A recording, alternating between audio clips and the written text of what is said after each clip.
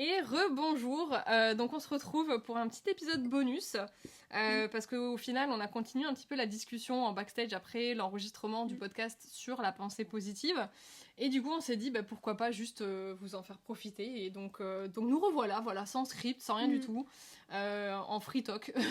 Oui, là peut-être justement pour détailler un petit peu plus les expériences personnelles, et peut-être plus sous la forme, comme on n'a pas forcément pris le temps, on va dire, d'avoir des recherches en mode définition, ceci, des dates et tout. Là, c'est vraiment plus une intention de partager des expériences personnelles et de comment on s'est senti, notamment par rapport, comme on disait, au coaching et tout.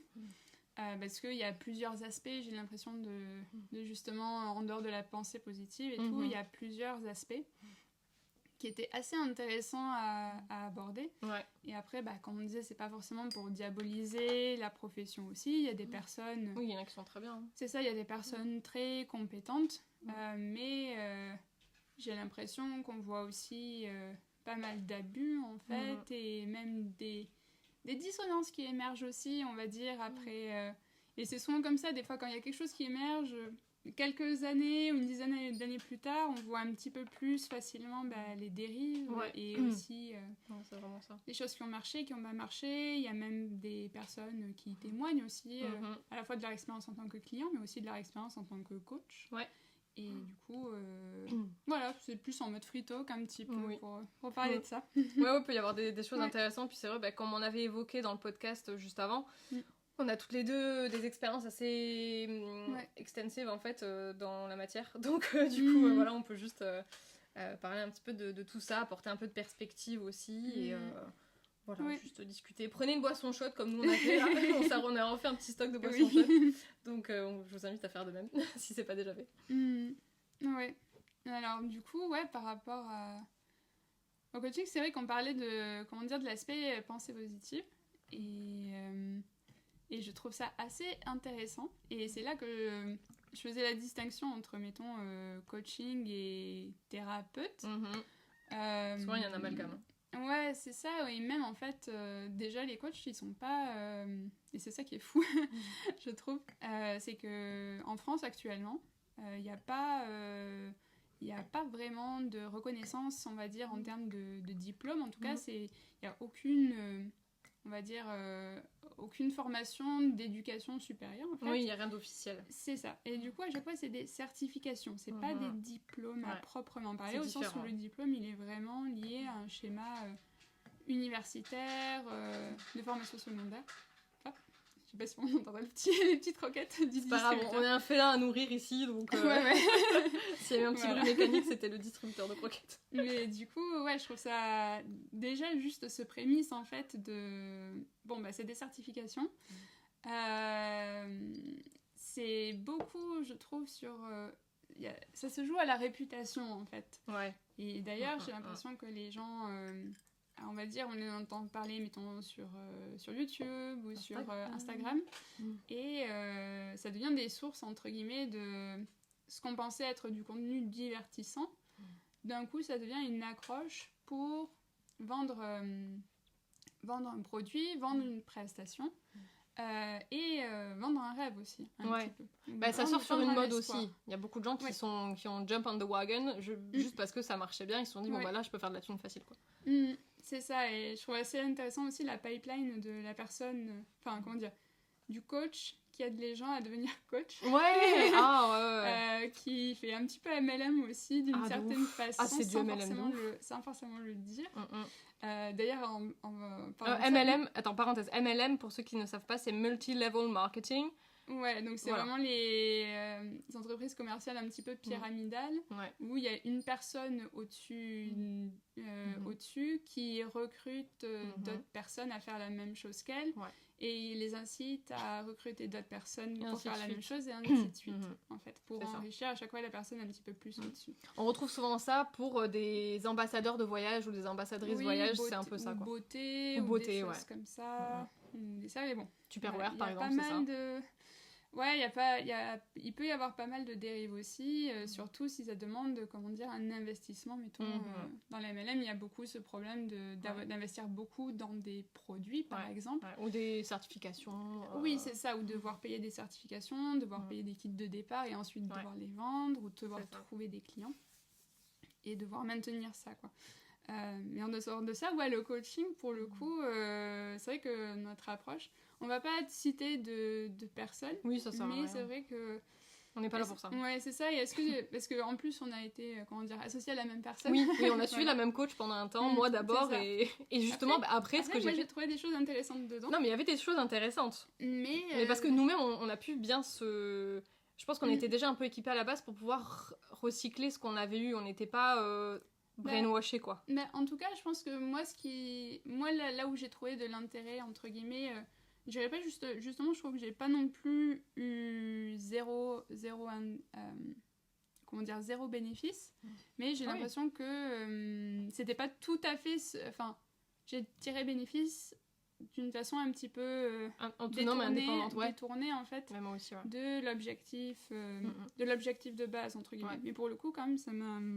Il y a des choses qui m'ont aidée. Donc, est-ce que tu voudrais parler peut-être de... Qu'est-ce qui t'a fait te dire que t'avais... quel était ton point de départ, mettons, pour te dire que justement t'avais... Besoin d'une coach ? Soit besoin d'une coach, en fait, est-ce que c'est elle qui a créé le besoin ou est-ce que c'est toi qui le sentais avant ? Parce que c'est aussi cette création du besoin dans la vente et le capitalisme, du coup, qui est assez intéressant. Ouais. Alors là, ça a été plus un concours de circonstances, mais ta question est très très très pertinente. Donc moi, pour le contexte, quand je me suis tournée vers cette coach, j'étais en Irlande, je commençais à stabiliser ma situation. Et à la base, donc je suis tombée sur son profil Instagram.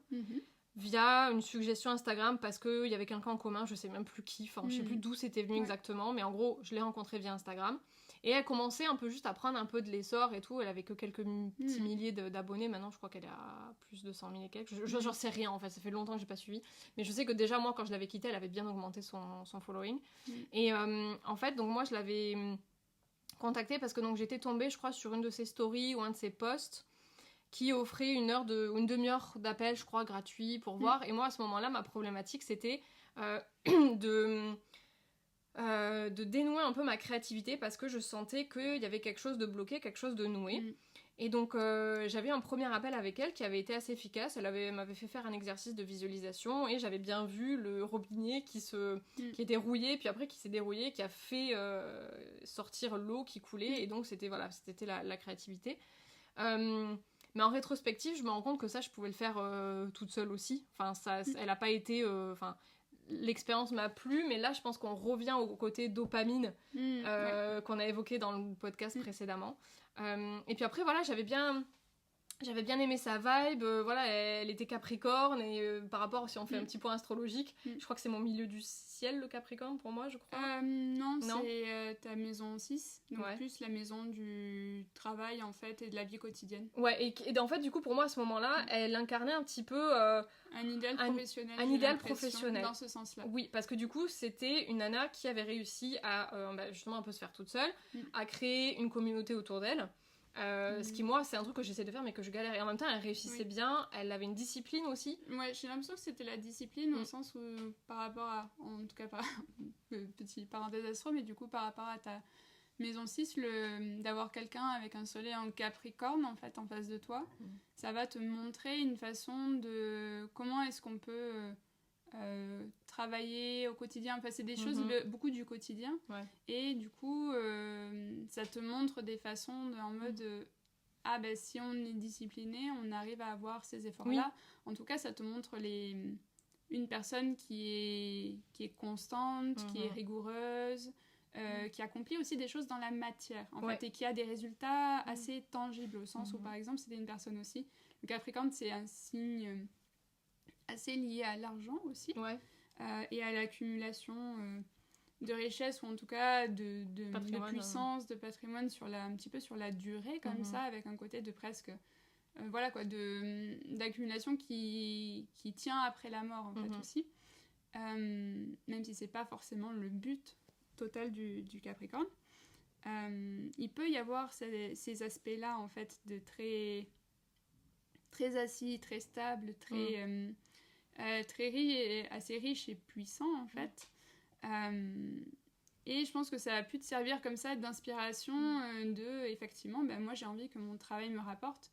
J'ai envie d'avoir des fruits tangibles, entre guillemets, de mon effort quotidien. Ou en tout cas, si je fais un effort, il doit être récompensé, en fait. Oui, il y a ça qui m'a... Et avoir un résultat. Oui, et je la trouvais efficace. Elle avait une efficacité quand même assez, assez notable.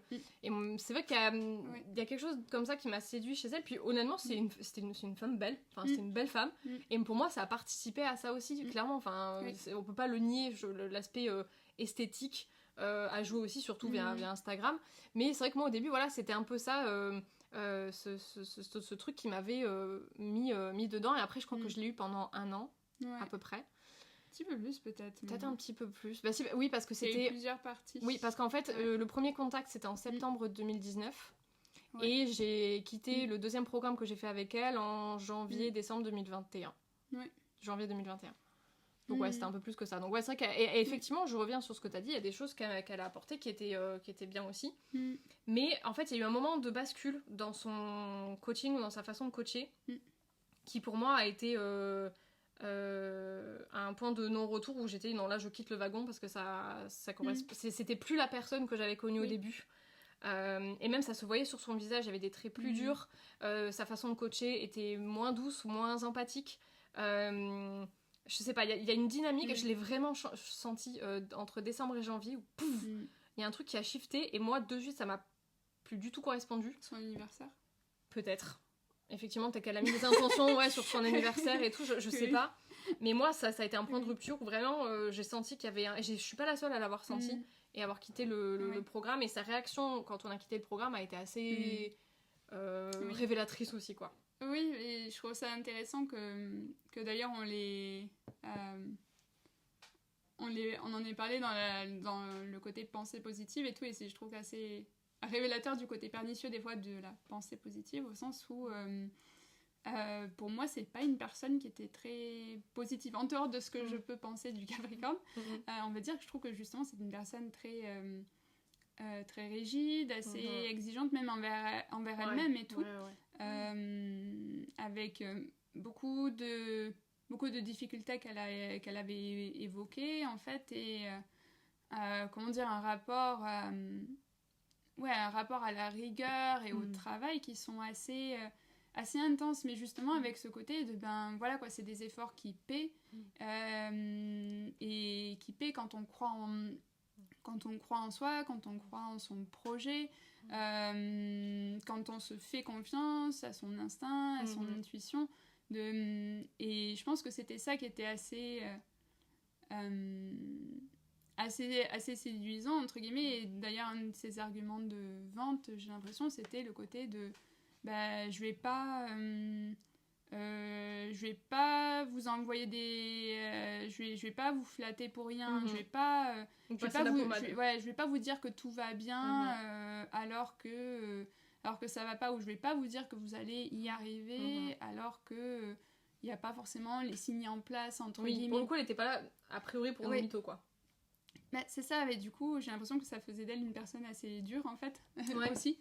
Le côté de no bullshit, en fait, j'ai l'impression qu'il y a certaines personnes qui ont pu mal le vivre, entre guillemets, au sens où faut pouvoir là il n'y a pas de résultat, entre guillemets.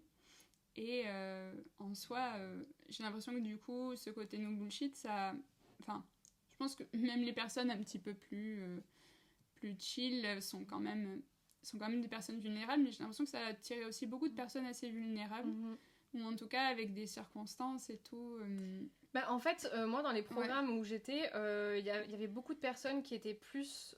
Il y avait peu de personnes vraiment avec un potentiel de leader, c'était beaucoup des gens avec un profil de follower. Et en fait, les personnes qui avaient un profil de leader sont celles qui ont quitté en fait les programmes qu'elles proposaient. Mais c'est assez, je pense que c'est assez intéressant ce que tu dis là par rapport au côté de following aussi, et parce que j'ai l'impression qu'effectivement la sensation, et même que toi t'as pu sentir en fait, de détachement par rapport au côté de développement personnel, c'est aussi une maturité personnelle de se dire mais en fait là j'ai pas envie qu'on me dise quoi penser.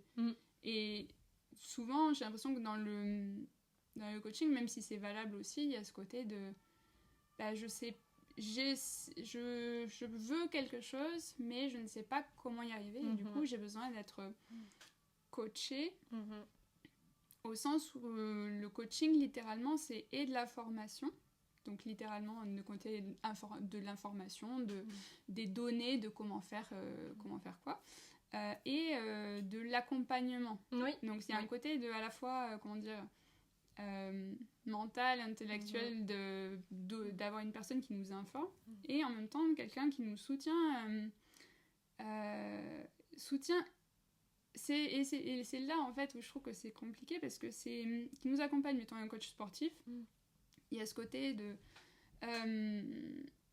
d'à la fois d'apprendre des techniques sportives, et oui, c'est une personne qui a de l'expérience en fait. Et c'est pour les coachs sportifs où justement il y a aussi beaucoup d'exigences en mode est-ce que cette personne est allée au JO et tout, oui, mais il y a le côté nutrition aussi avec mais aussi il y a le côté de accompagnement en mode au-delà de la formation, il y a l'accompagnement effectivement en mode est-ce que du corps, en mode voilà quoi, je vais te donner des techniques en dehors, mais aussi pour moi le côté mettons de faire les menus ou donner un régime de vie, ça rentre dans presque quelqu'un qui va remplacer ta fonction exécutive. Ouais, c'est vrai, hein. Oui, non, mais et qui va gérer ton planning, qui va gérer ce que tu fais, qui va un peu décider avec toi à quels événements tu fais, combien de temps ça dure tes entraînements, des machins, et qui gère en fait cette fonction exécutive pour que tu puisses te conseiller, qui prend en charge comme ça des choses en fait, et dans le sport, et émotionnellement mettons qui va te soutenir, t'encourager, ou mettons te connaître entre guillemets suffisamment bien pour t'aider à dépasser une émotion compliquée. D'ailleurs il y a quand même beaucoup d'abus dans le coaching sportif mettons comme cette année on a vu avec Simone Biles et tout, voilà quoi, il y a plein de choses absolument horrifiantes qui tombent aussi, beaucoup d'abus, même abus sexuels, abus émotionnels, avec des personnes le grooming, des personnes très prédatrices, on va dire, dans ce milieu aussi.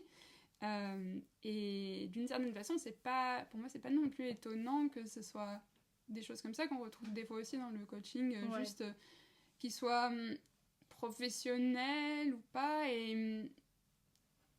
et c'est compliqué justement parce que autant être formateur, on délivre juste des informations, le but c'est juste de les délivrer d'une façon qui soit accessible, compréhensible, utile, exhaustive. Enfin voilà, il y a des quantifiants comme ça qui sont assez faciles, et par contre toute la partie de gestion émotionnelle et gestion exécutive, du coup, de fonction exécutive, de tout ça, c'est souvent là que c'est éclaté au sol, au sens où effectivement, moi ce que j'ai bien aimé, mettons, sur cette coach, c'est des informations qu'elle a pu me délivrer, même par exemple le côté de l'EFT. Ça, l'EFT, ça, et tout ça, c'était chouette, parce que pour moi, c'était presque de l'information, de je peux c'était un outil pratique que tu peux t'approprier, en fait. Les outils justement étaient bien. 100%. Et là où ça décroche complètement, en fait, c'est toute cette gestion exécutive et émotionnelle, en fait. Tout à fait, mais parce que je pense qu'elle-même aussi, elle n'avait pas l'équipement de son côté à elle, en fait. Parce que vu qu'elle était très dans la rigueur, elle aussi, elle le disait aussi, qu'elle a dû apprendre à être en contact avec ses émotions. Et donc forcément, pour moi, c'est quelque chose qu'elle ne pouvait pas forcément apporter dans ses coachings. C'est ça, quoi. Et même, elle n'a pas forcément de formation qui lui permet d'être globale, en fait, et de s'adapter à différents profils, en fait, ou même de les soutenir, les soutenir correctement, de leur donner même le temps, entre guillemets, le temps d'écoute et tout. Et au final, moi, je me retrouvais... Et j'ai l'impression que peut-être toi aussi, tu vois, qu'on se retrouvait plutôt avec soit pas avoir de questions, parce que du coup ça ouvrait des pistes de réflexion intérieure, peut-être je vais penser à ça, ou je vais réfléchir à ça plus tard dans mon journal, ou juste de pas forcément d'être plus dans du compte rendu en fait. Oui. J'ai fait ça et que la personne en face elle te dit good job et tout, good girl, tape sur la tête, tapote sur la tête. Il y avait un petit côté de validation. Et c'est bien et tout, et d'encouragement en fait. Et de juste être dans l'encouragement, émotionnellement c'est pas tout à fait suffisant non plus quoi. Et surtout que comme ça en accompagnant il y a beaucoup de personnes vulnérables aussi qui justement n'ont pas forcément accès à une aide psy. Ou même à une communauté, et qui viennent payer pour avoir une communauté littéralement. Bon, non pas que c'est pas forcément négatif de devoir payer pour une communauté, par exemple si on prend des cours de sport, d'art, quoi, on paie aussi pour une communauté d'une certaine façon. Mais là j'ai l'impression que c'était vraiment très avec des personnes très vulnérables plus aussi quoi. Par exemple il y avait des personnes qui avaient subi des agressions sexuelles, il y avait des personnes qui avaient eu des violences dans le milieu professionnel, ou qui étaient en burn-out. Il y a une personne, à un moment donné, elle avait eu un accident, elle avait été dans le coma. Enfin, il y avait des trucs comme ça, où c'était des personnes quand même assez... Et mais là, il fallait un suivi psychologique et pas un coach, en fait. Ou en tout cas, Ouais, et même si la personne, à chaque fois, justement, elle se décharge, et moi je le vois avec aussi l'astrologie, d'une certaine façon, on est obligé de se décharger légalement, en fait, en disant que c'est pas une pratique en mode certifié avec une certification psychologique, et il faut se référer à des praticiens de santé si on se sent en danger. Et même nous-mêmes d'avoir une liste, mettons, moi je sais que j'ai une liste, on va dire, de services, entre guillemets, à proposer à des gens si je fais un thème astral ou quelque chose comme ça, au sens où je suis pas forcément en capacité de tout accueillir et tout, et je fais pas partie du processus de soins, entre guillemets. En tout cas, d'un point de vue légal. Et du coup, c'est chaud de pas avoir quelqu'un en face, en fait, et à chaque fois, elle était assez dépassée, en fait. Oui. En fait, le truc, c'est qu'il y a beaucoup de coachs qui pensent que, parce qu'ils ont fait 5 jours de formation sur la PNL, que ça y est, ils peuvent accompagner tout le monde pour tout, tu vois, alors que... Oui, ou même juste parce qu'ils ont accompli quelque chose dans leur vie, que ça leur donne tout de suite un accès au chemin de la réussite de façon générale, quoi. Et en fait, ça, c'est un truc aussi que j'ai remarqué que je trouve assez traître, en fait, dans l'industrie du développement personnel, et que j'ai particulièrement identifié chez Tony Robbins, qui est le gourou coach par excellence. Et oui, j'ai suivi... mais j'étais intriguée, en fait. Moi, j'étais en exploration de tout ce milieu-là à ce moment-là, et donc j'ai fait un de ces challenges là pendant 5 jours et tout, là. En plus, c'était pendant le confinement, donc c'était à distance, donc c'était très bien. C'est qu'en fait, lui, son discours, c'est... on a tous quelque chose, on a tous eu une expérience de notre vie qu'on peut transmettre aux gens, dont on peut transmettre les enseignements. Et alors ça, en soi, oui. Mais de là à passer le pas et à devenir coach au moindre truc, au moindre obstacle qu'on a pu dépasser dans notre vie, pour moi, c'est un raccourci un peu casse-gueule, un peu dangereux, quoi. Tu vois, parce que oui, certes, là tu vois, là, on discute. Lune embellie, le monsieur. Effectivement, un petit peu casse-cou. Il a le profil. Les obstacles. Il a des trucs intéressants, mais lui aussi, il est très américanisé. Enfin, voilà, c'est un produit de sa culture aussi. Mais si tu veux, pour moi, il y a un peu de ça de casse-gueule où ça transforme toutes les expériences personnelles en légitimité. Alors, attends, parce que en soi, j'ai pas envie de négationner ce que j'ai dit dans le podcast d'avant, où la communauté c'est important, et effectivement on a des choses, des expériences à partager, à se transmettre. Mais ce qui est casse-gueule et dangereux dans le développement personnel et le coaching, c'est que ça vient vraiment frôler le gourou, en fait. C'est complètement différent, parce qu'effectivement il y a ce côté de confiance et de... tu peux ne pas m'écouter, mais si tu ne m'écoutes pas, tu n'auras pas les bénéfices de mon enseignement. Donc si tu veux, c'est là où c'est un petit peu pernicieux, parce que du coup, ça te demande... Oula, pardon. Un petit peu comme au théâtre et tout, une suspension, suspension of disbelief, en fait, tu vois, ça demande de pas forcément s'investir dans... Si on s'investit pas dedans, en fait, on n'aura pas les bénéfices de ce qui se passe. Oui, mais après, du coup, derrière, eux, ils viennent avec le discours de prenez le high ticket sale, parce que plus vous payez, et vous aurez plus d'outils, vous aurez un meilleur coaching, donc payez plus, et voilà, quoi. Tu vois. C'est ça, et même il y a ce côté aussi, et là, je trouve qu'il est particulièrement violent, c'est ce côté de... c'est quelque chose que vous avez payé avec votre argent durement gagné, donc investissez-vous, et suspendez, justement, faites confiance au programme, faites-moi confiance, et suivez le truc jusqu'au bout, parce que si vous ne suivez pas en entier, vous n'aurez pas les bénéfices. Et surtout, si on ne suit pas jusqu'au bout... Et du coup, vous aurez perdu cet argent que vous avez investi, et souvent, ça paye quand même assez cher. Ah souvent, oui, ça va vite, ça monte vite dans les chiffres. Et on te fait bien comprendre aussi que moins tu paies, moins tu as d'éléments, en fait. Même si tu paies quelque chose qui est cher pour toi, entre guillemets, même quelque chose qui coûte 50, 60 oui, ça peut être cher, hein, c'est quand même beaucoup. C'est pour quelqu'un au SMIC, c'est quasiment une journée de travail en entier, tu vois, même si c'est que 60 euros. Moi, des fois, 50-60 euros, ça me fait 10 jours de course. Hein. Ouais, tu vois. Mais ça peut jouer sur le mois. C'est effectivement, ça peut être beaucoup, en fait. Donc, du coup, ça peut être...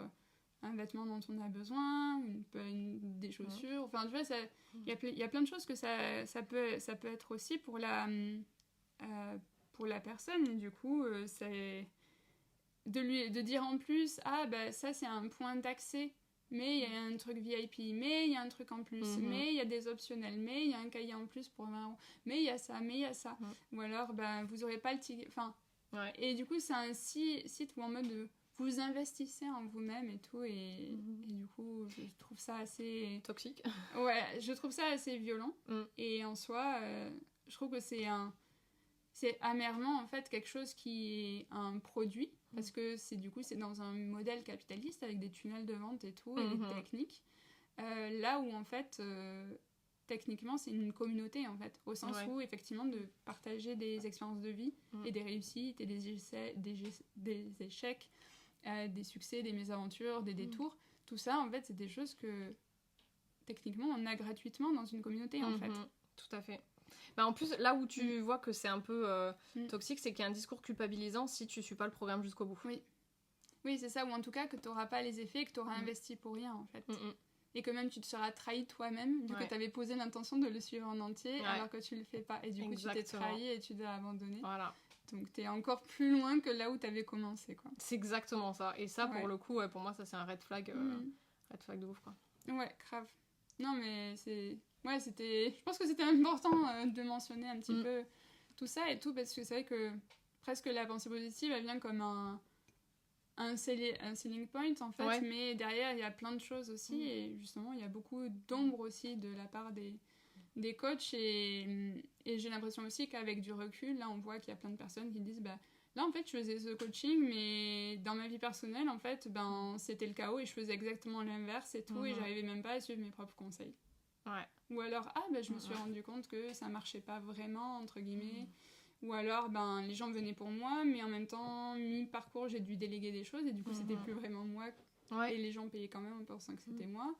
Ou alors j'ai pas pu finir, ou j'ai pas pu vérifier la certification, ou alors il y a les coachs qui se mettent eux-mêmes en burn-out, en fait. Oui, c'est ça, quoi.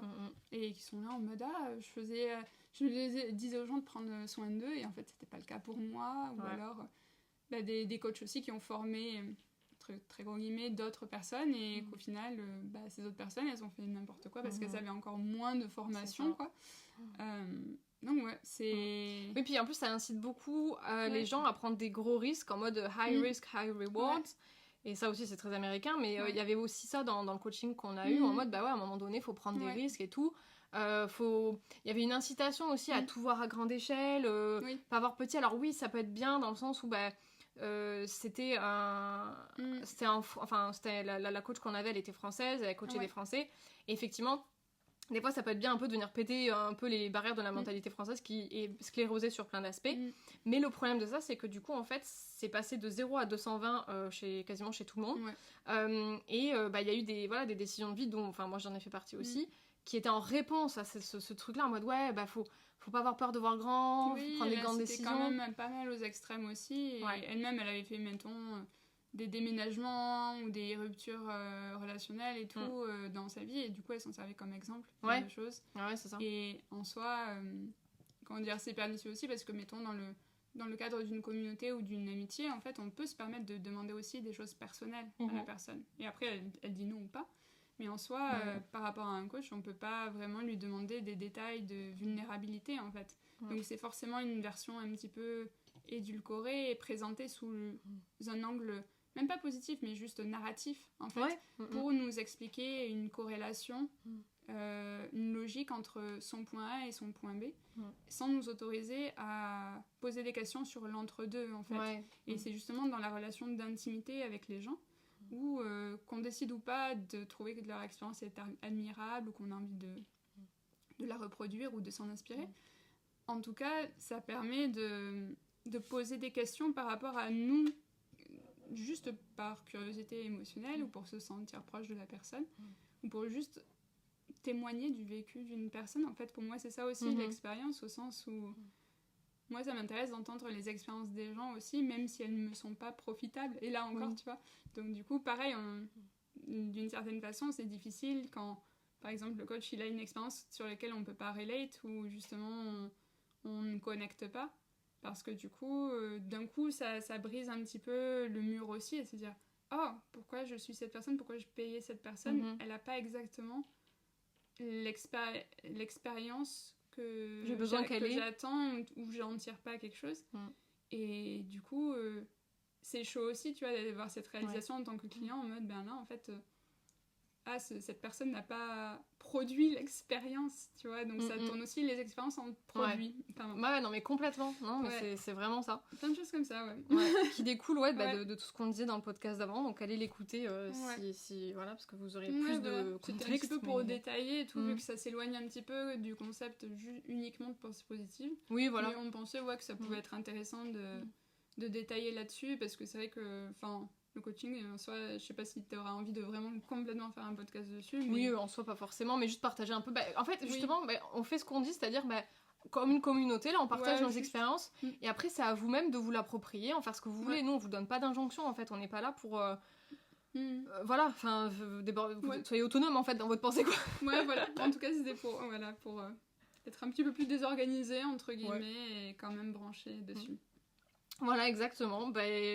Voilà, une fois encore, si vous avez si vous voulez rebondir sur certains points, partager quelques expériences, voilà, dites-nous. Et puis, dites-nous si vous avez aimé le côté un peu bonus, entre guillemets, aussi, et un petit peu plus spontané. Voilà, est-ce que ce format vous a plu aussi Voilà, tout ça. Merci encore à Charlotte d'avoir été là pour l'épisode bonus. Avec plaisir. Et puis voilà, prenez soin de vous, encore une fois, on le dira jamais assez.